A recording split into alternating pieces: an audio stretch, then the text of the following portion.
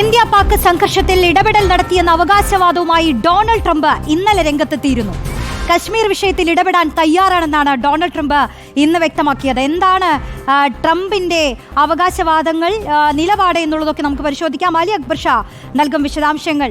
അലി, പരസ്പരം ഇന്ത്യയും പാകിസ്ഥാനും തമ്മിലുള്ള പ്രശ്നപരിഹാരത്തിന് ഇടപെട്ടു എന്നുള്ളതായിരുന്നില്ലേ അമേരിക്ക വ്യക്തമാക്കിയിരുന്നത്? ഇന്നിപ്പോൾ പറയുന്നത് വിഷയത്തിൽ ഇടപെടാൻ തയ്യാറാണെന്നൊരു വ്യഗ്രത കാണിക്കുകയാണല്ലേ ട്രംപ്? യഥാർത്ഥത്തിൽ എന്താണ് അമേരിക്കയുടെ ഭാഗത്ത് നിന്ന് സംഭവിച്ചിട്ടുള്ളത്? നമുക്ക് വ്യക്തമായി അറിയുമോ അത്?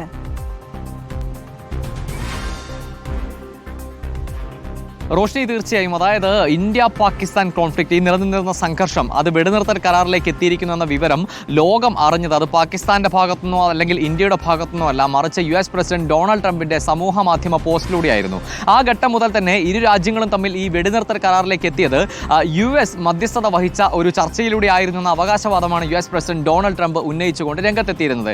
അതിനുശേഷം USന്റെ അധികാര സ്ഥാനങ്ങളിലിരിക്കുന്ന പല ആളുകളും ഇതേ അവകാശവാദം ഉന്നയിച്ചുകൊണ്ട് സമൂഹ മാധ്യമ പോസ്റ്റുകൾ ഇടുന്നത് നമ്മൾ കണ്ടു. പക്ഷേ അതിനുശേഷം ഈ US പ്രസിഡന്റ് ഡൊണാൾഡ് ട്രംപിന്റെ സമൂഹ മാധ്യമ പോസ്റ്റിന് ശേഷമായിരുന്നു ഇരു രാജ്യങ്ങളുടെയും അധികാരികൾ സമൂഹ മാധ്യമങ്ങളുടെയും അതിനുശേഷം വാർത്താ സമ്മേളനത്തിലൂടെ ഉൾപ്പെടെ ഇത്തരത്തിലുള്ള ഒരു കരാർ പുറത്തുവിട്ടത്. അതായത് ഈ വെടിനിർത്തൽ തീരുമാനത്തിലേക്ക് എത്തിയിരിക്കുന്ന വിവരം പുറത്തുവിട്ടത്. ആ ഘട്ടം മുതൽ തന്നെ ഇതിന്റെ പൂർണ്ണമായ അവകാശം USന്റെ മധ്യസ്ഥതയിൽ നടന്നൊരു ചർച്ചയ്ക്കാണ് എന്ന അവകാശവാദമാണ് US പ്രസിഡന്റ് ഉന്നയിച്ചിരുന്നത്. പക്ഷേ അതിനുശേഷം ഇന്ത്യയുടെയോ അല്ലെങ്കിൽ പാകിസ്ഥാന്റെയോ വിദേശകാര്യ മന്ത്രാലയങ്ങൾ നടത്തിയ വാർത്താ സമ്മേളനത്തിൽ എവിടെയും US പ്രസിഡന്റ് ഡൊണാൾഡ് ട്രംപിനെയോ അല്ലെങ്കിൽ USന്റെ ഈ മധ്യസ്ഥ ചർച്ചയെയോ പരാമർശിച്ചിരുന്നില്ല. അത്തരത്തിലൊരു സാഹചര്യത്തിലാണ് ഈ നിലയിലുള്ള ഒരു വെടിനിർത്തൽ തീരുമാനത്തിലേക്ക് എത്തിയതെന്ന് ഇതുവരെ ഇന്ത്യയോ അല്ലെങ്കിൽ പാകിസ്ഥാനോ ഒരു തരത്തിലും ഔദ്യോഗികമായി പ്രഖ്യാപിച്ചിട്ടില്ല.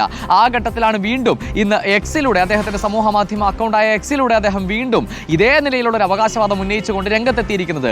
ഇന്ത്യയും പാകിസ്ഥാനും വളരെ സുസജ്ജമായ രണ്ട് രാഷ്ട്രങ്ങളാണ്, വളരെ പ്രധാനപ്പെട്ട രണ്ട് രാഷ്ട്രങ്ങളാണ്. അവർ തമ്മിൽ ഈ നിലയിലുള്ള സംഘർഷം തുടർന്നു പോവുകയാണ് എങ്കിൽ അത് ദശലക്ഷക്കണക്കിനായ മനുഷ്യരുടെ മരണത്തിലേക്ക് മാത്രമേ നയിക്കുകയുള്ളൂ.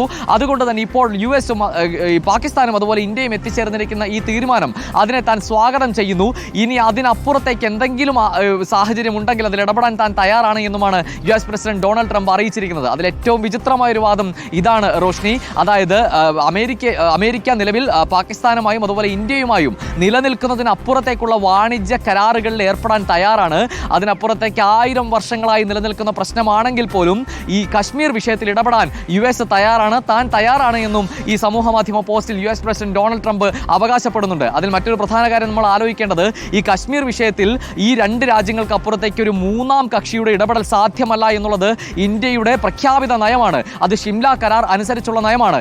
എന്തെങ്കിലും നിലയിലുള്ള പ്രതിസന്ധികൾ പാകിസ്ഥാനും ഇന്ത്യയും തമ്മിൽ ഉണ്ടായാൽ അത് ഉഭയകക്ഷി ചർച്ചയിലൂടെ ഈ രണ്ട് രാജ്യങ്ങൾ തമ്മിൽ പരിഹരിക്കണമെന്നതാണ് ഷിംല കരാർ അനുസരിച്ചുള്ള പ്രഖ്യാപനം. അത് മറികടന്നുള്ളൊരു തീരുമാനത്തിലേക്ക് ഒരിക്കലും ഈ ഇരു രാജ്യങ്ങളും പോകില്ല എന്നുള്ളത് അവരുടെ പ്രഖ്യാപിത നയമാണ്.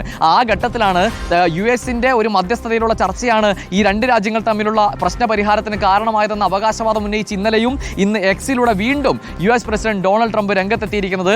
നേരത്തെ തന്നെ യുക്രൈൻ റഷ്യ വിഷയത്തിൽ ഉൾപ്പെടെ മറ്റു പല രാജ്യങ്ങളുടെ കോൺഫ്ലിക്റ്റുകളിലെല്ലാം താൻ പരിഹാരമായി രംഗത്തെത്താമെന്ന അവകാശവാദം ഉന്നയിച്ച് വന്നിട്ടുള്ള ആളാണ് ഡൊണാൾഡ് ട്രംപ്. സമാനമായ രീതി തന്നെയാണ് ഇന്ത്യ പാകിസ്ഥാനിൽ നിലവിൽ നിന്നിരുന്ന ഈ സംഘർഷ വിഷയത്തിലും US പ്രസിഡന്റ് ഡൊണാൾഡ് ട്രംപ് സ്വീകരിച്ചിരിക്കുന്നത്.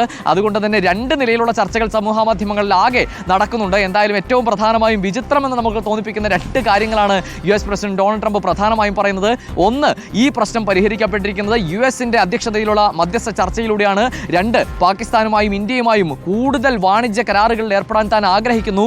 മൂന്ന്, 1000-10000 വർഷങ്ങൾ പഴക്കമുള്ള വിഷയമാണെങ്കിലും കശ്മീർ വിഷയത്തിൽ ഏർപ്പെടാൻ താൻ തയ്യാറാണ് എന്നതുമാണ്. എന്തായാലും ഷിംല കരാറോ ഇതുമായി ബന്ധപ്പെട്ടുള്ള ഉഭയകക്ഷി വ്യവസ്ഥയോ ഒന്നും അറിയാത്ത ആളാണ് ഡൊണാൾഡ് ട്രംപ് എന്ന് നമ്മൾ കരുതുന്നില്ല.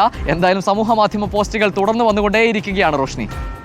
അലി പറഞ്ഞതുപോലെ ട്രംപിനെ സംബന്ധിച്ച് തന്നെ ഇത് ആദ്യമായൊന്നുമല്ല ഇങ്ങനെ അവകാശവാദങ്ങൾ ഉന്നയിക്കുന്നത്. പക്ഷേ അത് ഇന്ത്യയിൽ പ്രതിപക്ഷം ചോദ്യം ചോദിക്കുന്ന തരത്തിലേക്ക് കാര്യങ്ങൾ മാറിയിരിക്കുന്നു എന്നുള്ളതാണ് ഏറ്റവും പ്രധാനപ്പെട്ട കാര്യം.